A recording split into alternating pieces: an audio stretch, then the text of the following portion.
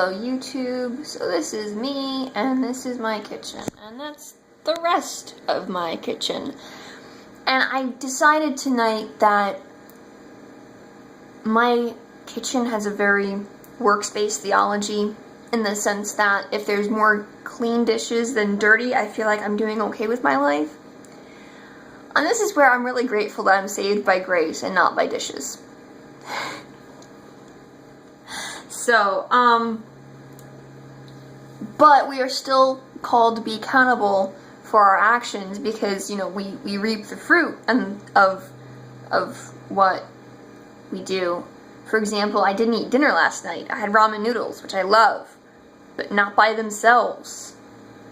So I got to like 11 this morning, and my stomach was like,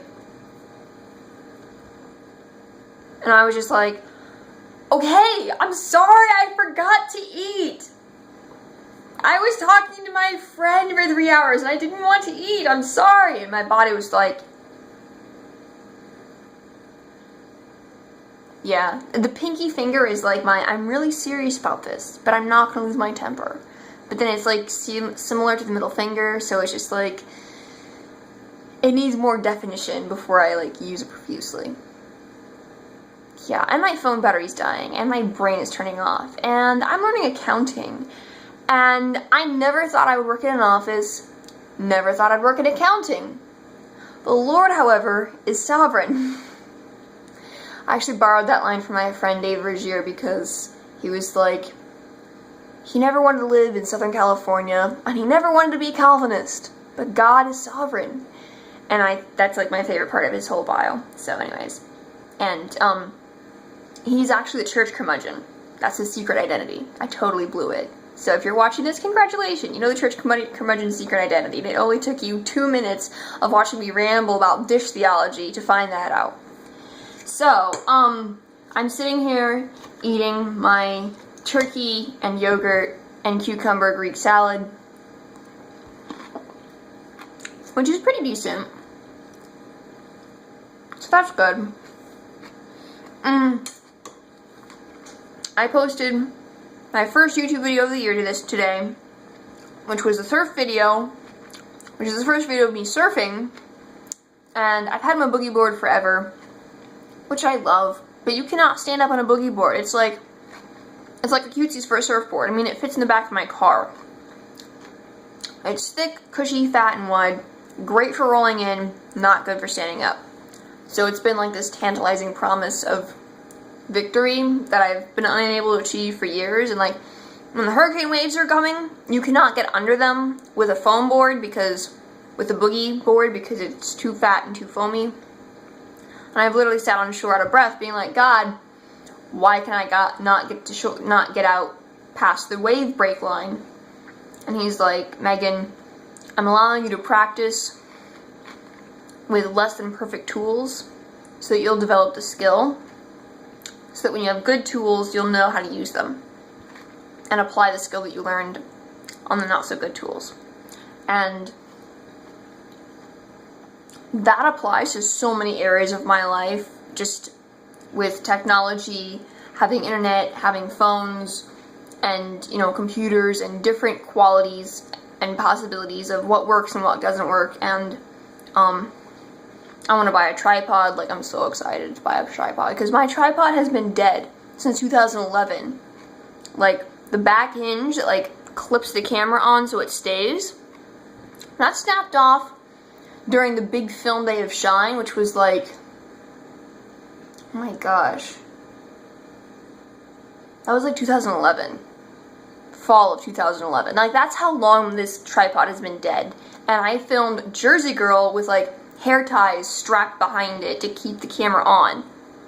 So anyways, yeah, and it's like 4 minutes into this, and I don't know why you're listening to me ramble about, but the point is making the most of what you have so that when you get real stuff, you can do even more imaginative things with it. And that's like the whole point of being an artist today.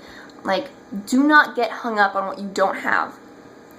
Get creative with what you do, and you'll train your imagination to think outside the box. And that is the most important creative skill you can possibly have in the 21st century.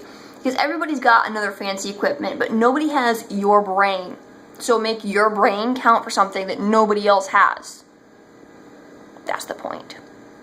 I'm very serious about this. Can you not tell I'm serious about this? I'm very serious about this. So, anyways. So, my New Year's resolution is to eat 3 meals a day with protein in 2 of them at least. And I made a goofy resolution. It was so funny. It was like legit. Like last year's goofy resolution was to make sure I use the correct parenthesis when I go to do my smiley. And I kept that resolution all year long. I was so proud of myself. And I completely forgot what my goofy resolution is, but I'll let you know when I find out. So, and then I'm just trying not to get overwhelmed with everything that I want to do this year.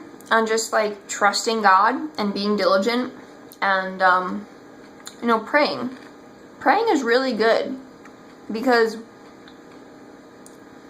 it's in the process of praying that you say, okay, God, this is the stuff on earth that's broken.